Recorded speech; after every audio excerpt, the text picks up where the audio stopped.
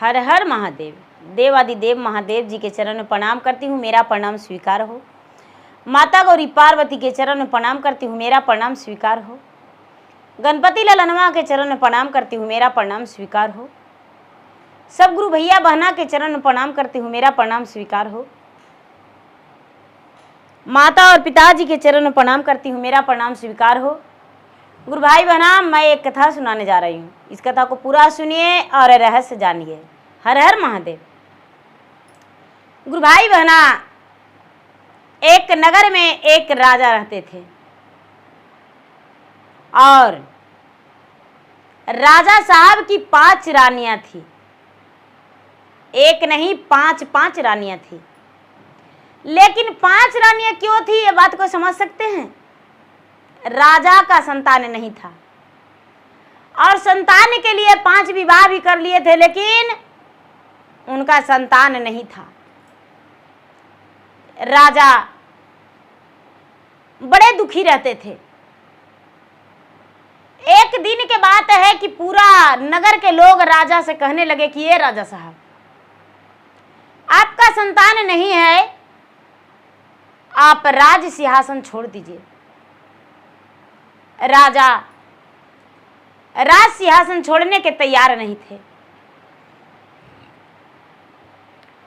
राजा एक दिन बड़े दुखी थे। राजा की जो छोटी रानी थी, यानी 5वीं रानी थी, तो 4 रानी उसे मान सम्मान दर्जा भैलू नहीं देती थी, तनिक भी नहीं। थोड़ा सा भी उसको मान सम्मान नहीं दिया करती थी। एक दिन के बात है, और ना तो उसके पास राजा साहब को जाने देती थी 4 रानियां मिलके। एक दिन की बात है कि कोई व्रत था, रानी उपवास में थी, छोटी रानी दिन भर के भूखी थी। और दिन भर के जब भूखी थी और 2 दिन पहले से भी भोजन उसे नहीं मिला था। राजमहल के अंदर क्या क्या होता था, राजा को कुछ भी पता नहीं चलता था। रानी, छोटी रानी जो फुलवा थी, वो फुलवा 2 दिन से भूखी थी और उसका व्रत था। वो व्रत करती थी, पूर्णिमा व्रत करती थी। पूर्णिमा के दिन उपासी भूखी थी और चक्कर खा के गिर गई। रानी फुलवा जो है चक्कर खा के गिर गई। राजा की 5वीं रानी। राजा वहीं पर खड़े थे और रानी अपने होशो हवा से खो दी, बेहोश हो गई।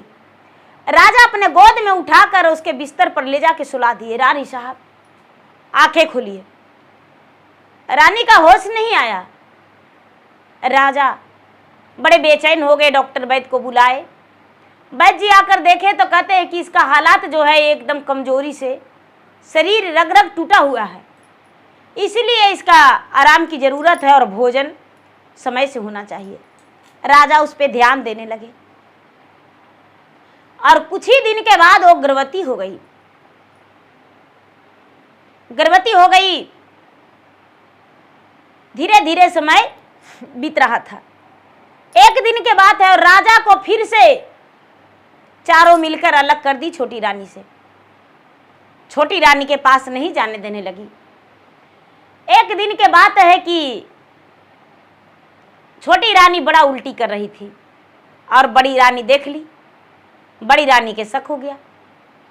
मंझली रानी को, संजली रानी को, कहली को, सबको बता दी कि अरे कुछ पता भी है। इतना दिन से तो छोटी रानी को पास हम लोग नहीं जाने देते थे, लेकिन छोटी रानी गर्भवती है। कई दिन से उसको देख रहे हैं कि उल्टियां कर रही है। कहती है कि तोरे, ये तो बड़ा दुख की बात है, यदि छोटी रानी का संतान हो जाएगा तो हम लोग चारों जो राज सिंहासन पे बैठे हैं, चारों का घर से निकलना पड़ेगा। जितना अत्याचार उसको पर हम किए हैं, ऐसा करिए कि छोटी रानी को घर से बेघर कर दीजिए। बड़ी रानी कहती है कैसे? तो देखिए लालछन लगा के राजा को बता नहीं पाई, क्योंकि राजा छोटी रानी से मिल नहीं पाई थी, बता नहीं पाई। और राजा आए और राजा से चारों रानी बैठकर उसके शिकायत करने लगी, राजा साहब आज छोटी रानी हद पार कर दी है। क्या हुआ? छोटी रानी जो बाहर दरबान है उसके साथ गलत संबंध बना के रखा है। दरबान को कुछ रुपये देकर और बोली थी तू बोल देना हाँ।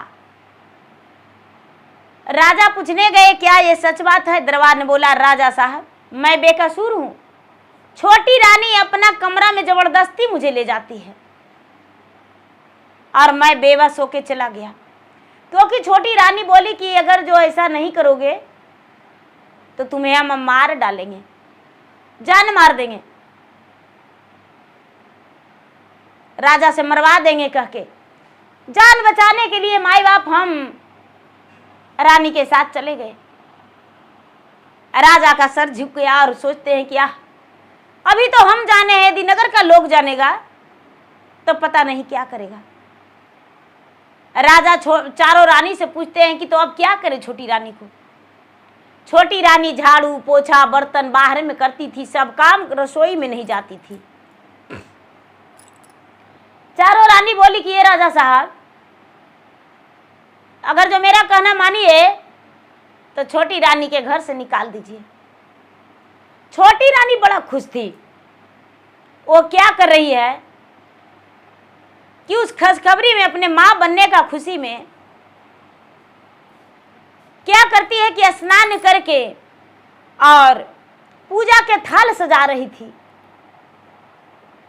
पूजा के थाल सजा रही थी, उसमें भगवान के लिए लड्डू पेड़ा माखन मिश्री मलाई भांग धतूरा सब भगवान के अलग अलग भोग लगा के रखी थी।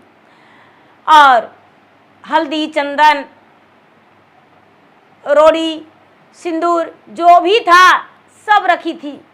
दिया बाती कि मंदिर जाएंगे और मंदिर जाके और भगवान के आज हम पूजा करेंगे, क्योंकि हम मां बनने वाले हैं, मुझे पूर्ण विश्वास हो गया है। हाथ में थाली लेकर बाल्टी में पानी निकल रही थी। राजा देखे से राजा हाथ पर मार दिए और पूजा का थाल फेंका गया। छोटी रानी के पूजा का थाल का फेंका गया, सब कुछ फेंका गया। भगवान का तो बहुत बड़ा अपमान हुआ। और उसके बाद राजा कहते हैं कि मेरे घर से निकल जाओ तू।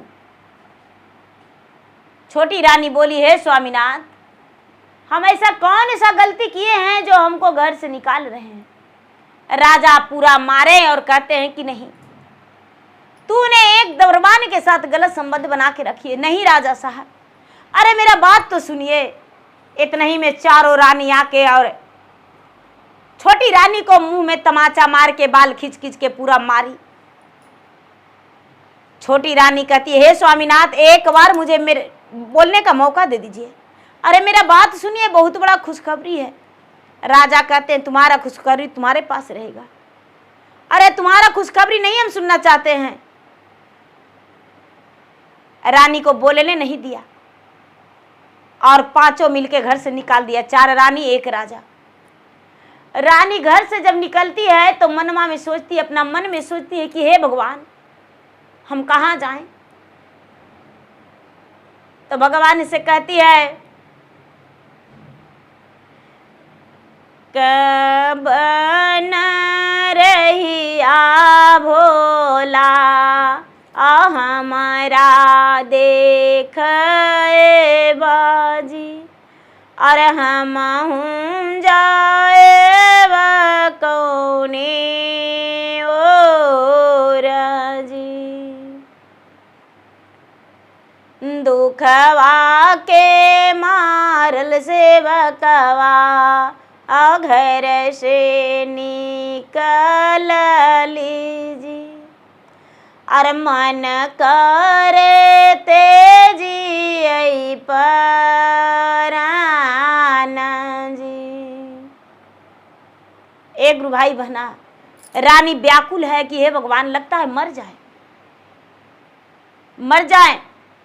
रानी अपना घर त्याग करके और बहुत दूर चल गई, अपना गांव जिला सब लांघ दी।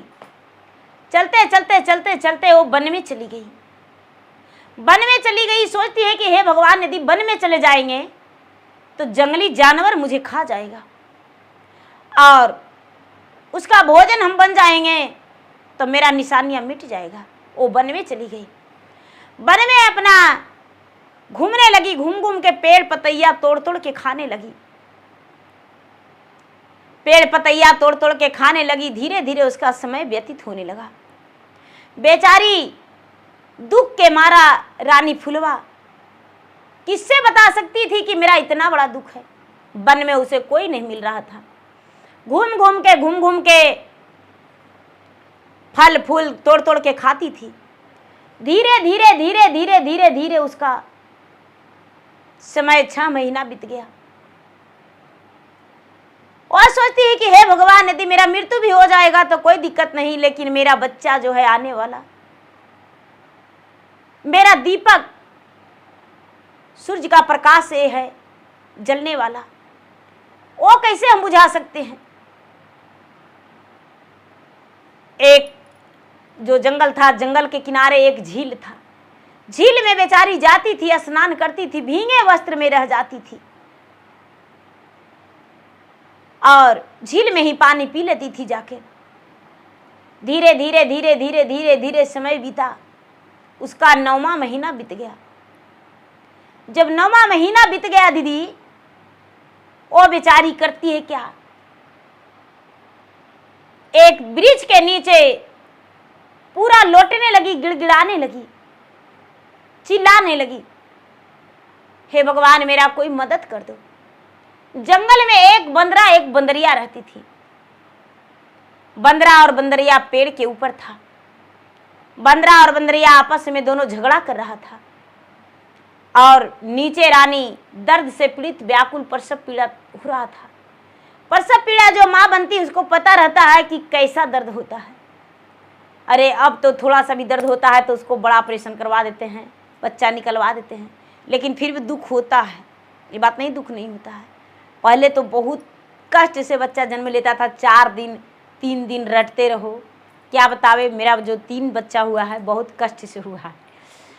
तो क्या होता है दीदी,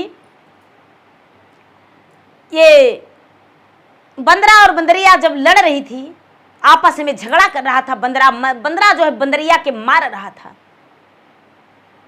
बंदरनिया कहती है कि अरे दुष्ट पापी, तुम मुझे मार रहे हो ना, दूसरा पत्नी आएगा ना तो तुम्हें माथा पर लैट्रिन करके चला जाएगा। जैसे उस रानी का हाल हुआ। बेचारी छोटी रानी, 4 गो पहले रानी है, देखो चारों मिलके इसको पर लालछन लगा दिया है, ऐसे घर से निकाल दिया है और बेचारी हर दर्द के सहते हुए अब वन में आ गई है। जंगल में फल फूल खाती है और अपना समय बिताती है। देखो उसका प्रसव पीड़ा हो रहा है, उसका कोई संभालने वाला नहीं है, लेकिन बेटा जन्म लेगा। अब बंदरा देखा तो कहता रे रे रे, तू कैसा स्त्री हो, भाषण कर रही हो, जाके उसका देखो, जाके उसको संभालो, उसका मदद करो, तुम एक स्त्री का जाति हो। और बंदरा मुंह फेर लिया। बंदरनिया जो थी दीदी नीचे उतरी वृक्ष से और जाके कहती है कि हे बहन, तुम्हें बहुत दर्द हो रहा है ना, शांत रहो। बंदरनिया अपना जान भर उसका प्रसव करवाने में मदद की और जब प्रसव करवाने में मदद की दीदी तो उसका लड़का जन्म लिया। रानी फुलवा देखी बेटा को, बड़ा खुश हो गई, बड़ा खुश हो गई कि चलो मेरा बेटा जन्म लिया है। लेकिन अब बेटा के पहनाने के लिए उसके पास एक सूत भी नहीं था। क्या पहनाती? बंदरनिया के कहती है कि हे बहन, तू मेरा सखी हो, हम तो 8 महीना से जंगल में रह रहे, लेकिन एक चिड़िया से भी दर्शन नहीं हुआ था। लेकिन तुम मेरा भगवान बन के आई हो, तुम मेरा सखी हो, अपने बच्चे को हम क्या पहनाऊं? बंदरिया बोली, हे बहन चिंता मत करो, हम तुम्हारे बच्चे के लिए कपड़ा लाएंगे, चिंता मत करो। बंदरिया जो थी बाजार की ओर गई। अब बाजार की ओर जाके एक बजाजा के दरवाजे पर खड़ी हो गई। बजाजा जो था, बजाजा का दुकान में बोहनी नहीं होता था। बजाजा के दुकान में बोहनी नहीं होता था, बेचारा के जल्दी उसका दुकान चलवे नहीं करता था। दिन भर में एक ग्राहक आ जाता था तो उसे लगता था कि चलो एक ग्राहक आ गया, मेरा बोहनी हो गया। और जब बंदरनिया उसके दरवाजा पर खड़ी हो गई तो उसके दरवाजा पर एकदम ग्राहक से लाइन लग गया। इतना ग्राहक जा रहा है, इतना ग्राहक जा रहा है, उसका पूरा बिक्री हुआ।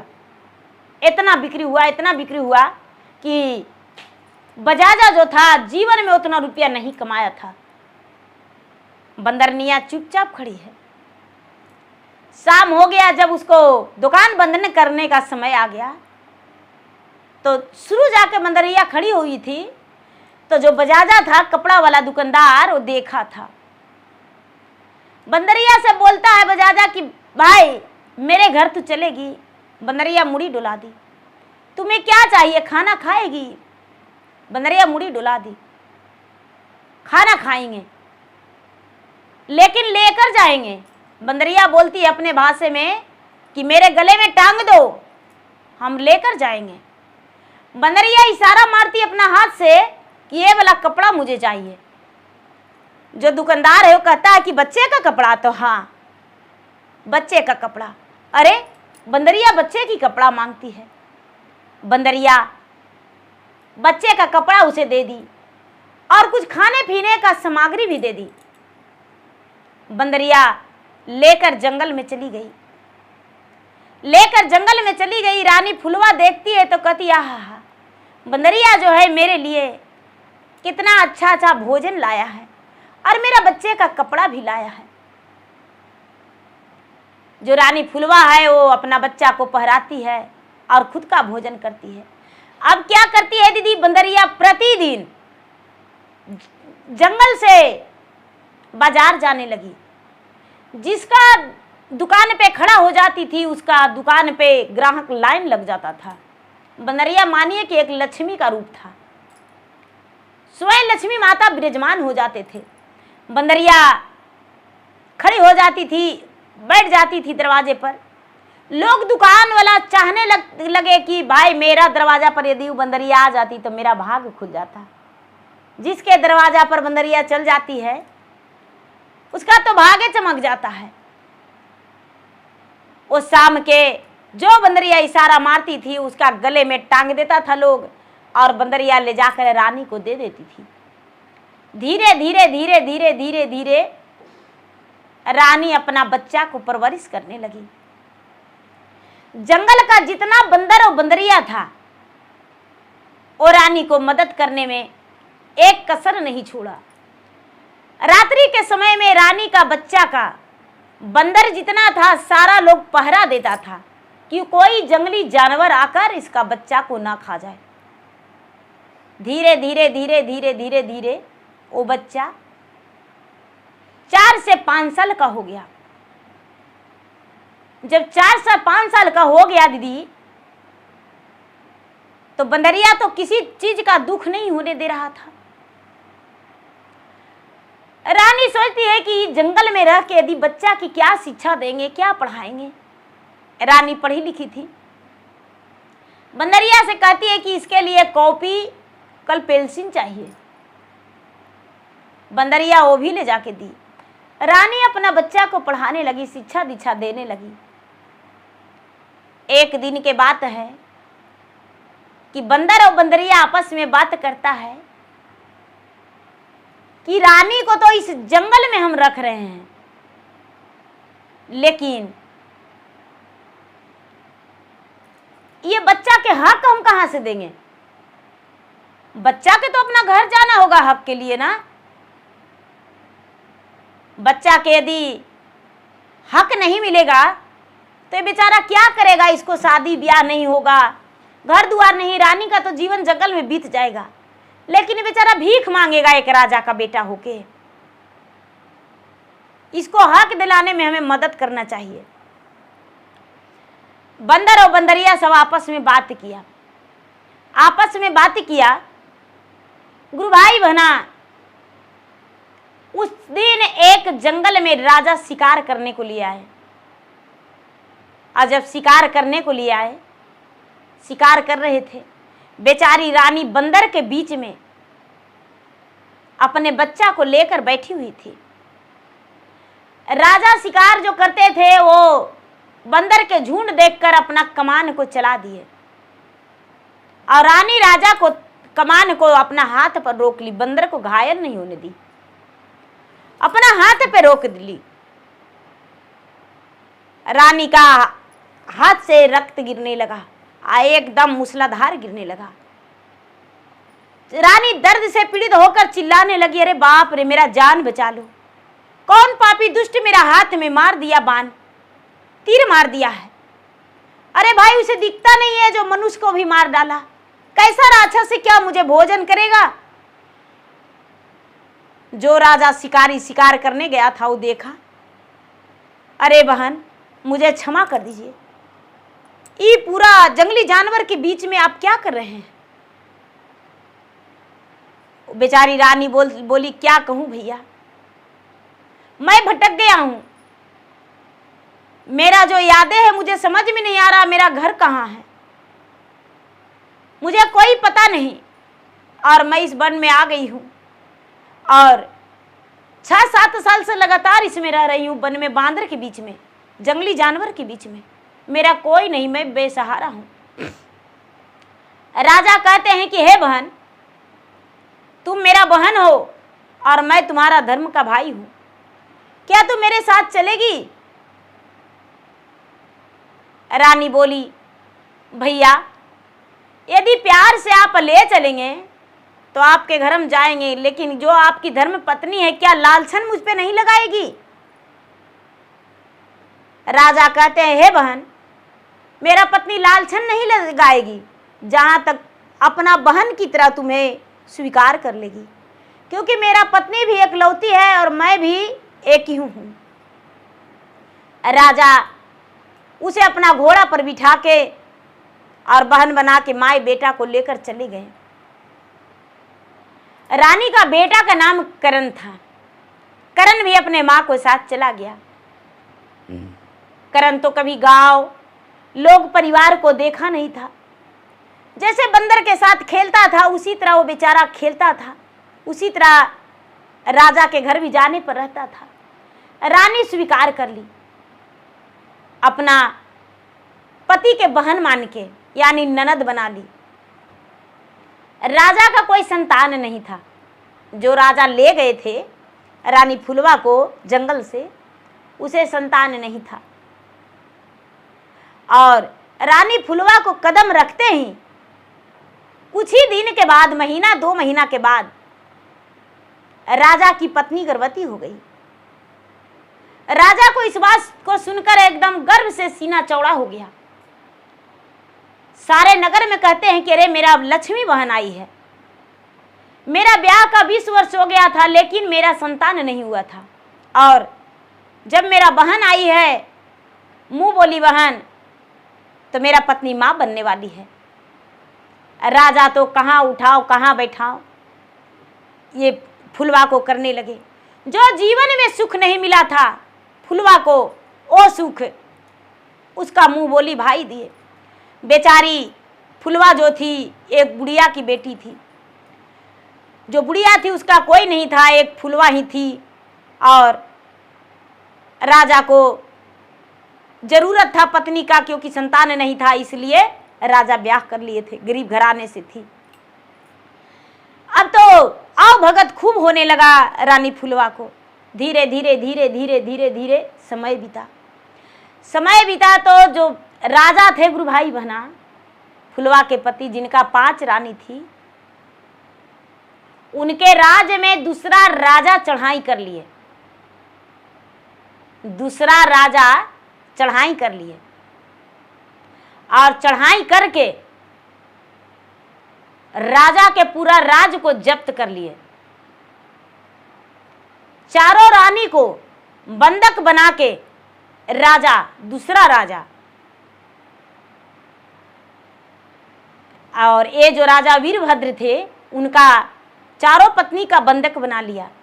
राजा वीरभद्र को भी बंधक बना लिया। पूरे प्रजा को, कितने प्रजा मारे गए, और सेना सिपाहिया को भी बंधक बना के और राज अपना लिया।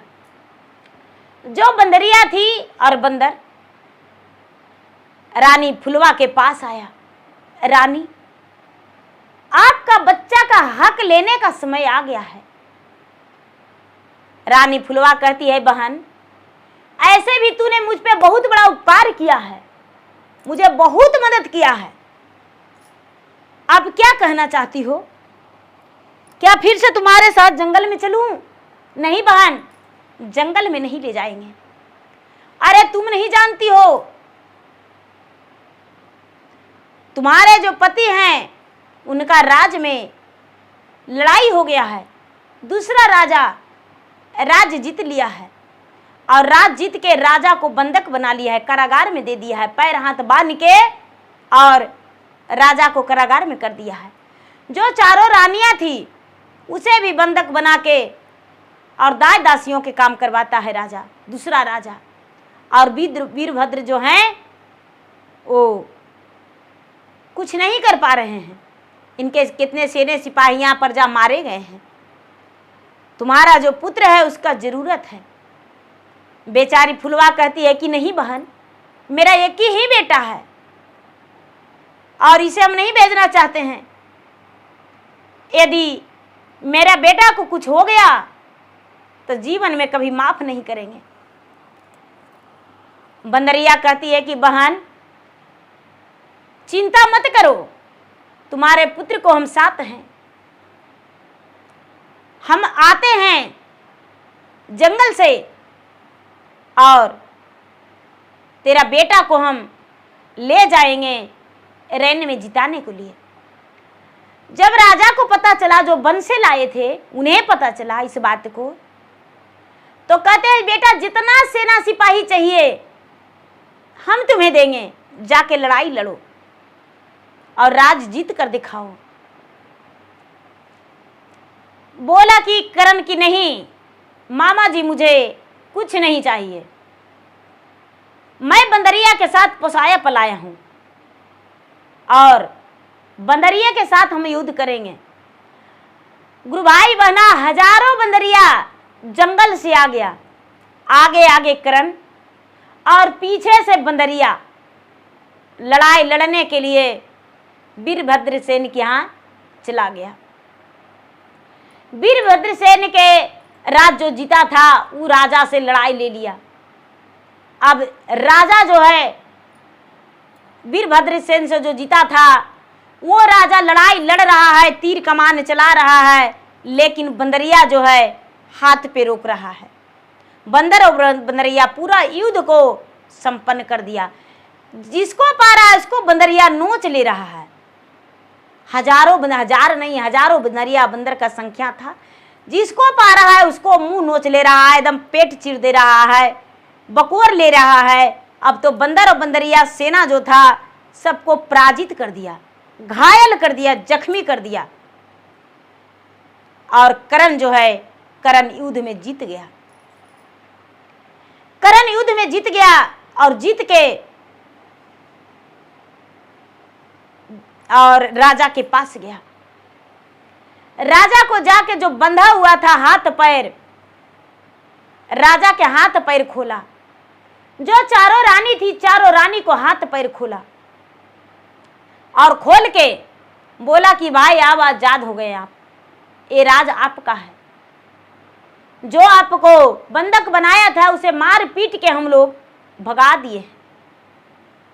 राजा वीरभद्र सेन कहते हैं कि बेटा तुम किस कुल के जन्म लिया है, किस कुल का राजकुमार हो, तुम्हारा पिता का नाम क्या है और माता का नाम क्या है, और किस लालच से मेरे राज्य में लड़ने आए हो। जो मुझे बंधक से छुटकारा दिलाया है। राजकुमार करण कहता है, राजा साहब मुझे कोई लालसा नहीं है, किसी चीज का आस नहीं है, बस जैसे मुझे लोग मदद किया जंगली जानवर, उसी तरह हम जानवर समझ के आपको मदद कर रहे हैं।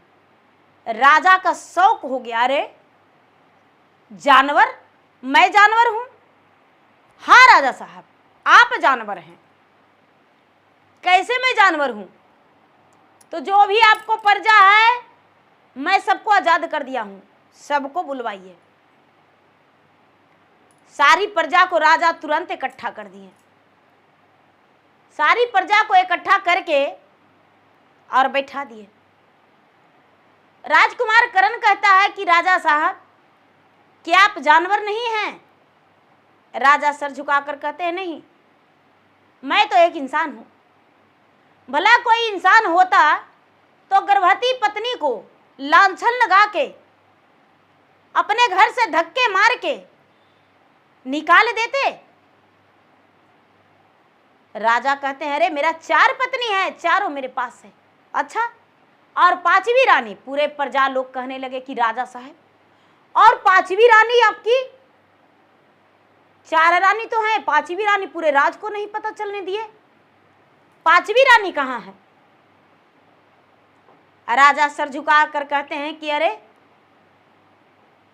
उसे तो किसी से अवैध संबंध था, दरबार से उसे भी मैं राज से निकाल दिया हूं। बंदरिया सारी सच्चाई बता दिया था राजकुमार करण को। राजकुमार करण कहता है कि राजा साहब आप नहीं जानते, आपके ऊपर एक साजिश रचा गया था। ये जो 4 रानियां हैं, 4 रानियां आपके ऊपर साजिश रची थी कि छोटी रानी का संतान हो जाएगा तो राज रानी वो बन जाएगी, अब मान सम्मान उसे मिलेगा और मुझे घर से बाहर होना पड़ेगा, दाई दासिया की तरह रहना पड़ेगा। पूछिए, बंदरिया जो थी 12 बरस आगे 12 बरस पीछे जानती थी। गुरु भाई बहना 4 रानी आंखों में आंसू लेते हुए कहती है, हाँ राजा साहब ये सच है। छोटी रानी तो मेरा नौकर बन के रहती थी, नौकरानियां बन के रहती थी और उसे कभी भी अपना सवत का दर्जा नहीं दिए, एक दासी का दर्जा दिए। सवत का अधिकार आधा होता है, लेकिन उसे रत्ती भरी भी अधिकार नहीं दिए। राजा साहब मुझे क्षमा कर दीजिए। पूरे प्रजा कहते हैं कि हे राजा साहब ये क्षमा की लायक बातें नहीं हैं। सबसे पहले रानी फुलवा को डोली कहार से और ढोल बाजा के साथ लाया जाएगा अपने राज में, क्योंकि ये जो राजकुमार करण है वो छत्रवल्ली है, सारा लोग के प्राण को बचाया है, आजाद किया है। जो राजा थे वो तुरंत डोली कहार को तैयारी किए और डोली कहार को तैयारी करके और जहां रानी फुलवा थी वो नगर में राजा डोली कहार लेके ढोल बाजने के साथ पूरे प्रजा के साथ गए वहां, और जो राजा बहन बना के रखे थे उसे अर्जू विनती किए कि हे राजा साहब ये मेरा पत्नी जीवन संगनी है और मुझसे बहुत बड़ा अपराध हो गया, भूल हो गया कि हम गर्भ अवस्था में से घर से निकाल दिए। मुझे पता भी नहीं था कि ये गर्भवती है, ये मेरा पत्नी है, मेरे पत्नी को जाने दीजिए। राजा कहते हैं नहीं नहीं ये मेरा बहन है, हम इसे नहीं जाने देंगे। बड़ा हाथ जोड़ी विनती करने पर रानी फुलवा जाने को तैयार नहीं। बंदरिया बोली, इशारा मारी कि बहन मौका है, चल जाओ, तेरा बेटा को राजपाट और घर और पिता सब कुछ मिल जाएगा। रानी फुलवा डोली में बैठ गई, आगे आगे ढोल बाजा और राजा खुद को कहार बन गए, कंधा लगा लिए, खुद को कहार बन गए। एक तरफ बेटा करण और एक तरफ राजा, और रानी फुलवा डोली में बैठी हुई अपने राज में, वीरभद्रसेन के राज में, राजमहल के अंदर चली गई। चारों जो सवत थी चारों आरती उतारी कि मेरा सवत आई है। जब रानी फुलवा महल के अंदर गई है तो बंदरिया कहती है कि राजा साहब, स्वीकार तो कर लिए अपना पत्नी को, लेकिन जो इतना बड़ा दर्द दिया उसे क्या आप कष्ट दिए? राजा कहते हैं कि आप जो कहेंगे वही होगा। राजा की बात सुनकर रानी बोली फुलवा बंदरिया से कि बोलो मेरा बहन, क्या सजा इन्हें होना चाहिए? बंदरिया बोली हे राजन, बस इतना ही सजा है। आप ये चारों रानी को राजमहल के अंदर नहीं जाने देंगे, क्योंकि मेरा करण बबुआ के कभी भी ये दुख पहुंचा सकती है, और मैं अपना करण बबुआ को अपने हाथों से पोसा पाला, और उसे कपड़ा जितना खर्च था सब हम बाजार से मेहनत कर कर के ला के दिए एक बंदरिया होके, और इसका माँ हम बने जंगली जानवर होके, और आप पिता होके भी अपना घर से निकाल दिए थे, पति होके भी निकाल दिए थे। इसीलिए चारों रानी को आपको त्याग करना होगा, कभी चारों रानी से आप बात नहीं करेंगे। राजा स्वीकार किए बंदरिया की बात सुनकर। सारी प्रजा हाँ हाँ हाँ हाँ बोले, हाँ यही होना चाहिए। राजा चारों रानी को त्याग कर दिए और कसम खा लिए कि हम चारों रानी से कभी बात नहीं करेंगे। राजा की चारों रानी घर से बाहर हो गई। उसके लिए 2 कमरे बनवा दिया गया। चारों रानी उसी में रहने लगी। घर में बाहर में गाय गौशाला, सानी पानी, गोबर गोईठा करने लगी, नौकर की तरह रहने लगी, और फुलवा रानी फुलवा जो थी सुखी जीवन बिताई। तो एक समय में दुख हुआ और एक समय में सुख भी हुआ। तो देखिए गुरु भाई बहना, दुख से घबराना नहीं चाहिए और सुख में ज़्यादा नितराना नहीं चाहिए। तो गुरु भाई बहना, मेरा वीडियो अच्छा लगे तो मेरा वीडियो का लाइक करें, शेयर करें। चैनल पर यदि नए हैं तो चैनल का सब्सक्राइब करें, बेल आइकन घंटी को दबाएं, जो कि मेरा वीडियो का नोटिफिकेशन सबसे पहले आपके पास जाए, आप मेरा वीडियो सुन सके। कमेंट बॉक्स में हर हर महादेव, जय शिव गुरु जरूर लिखें। धन्यवाद। हर हर महादेव, घर घर महादेव। एक बार प्रेम से बोली शंकर भगवान की जय।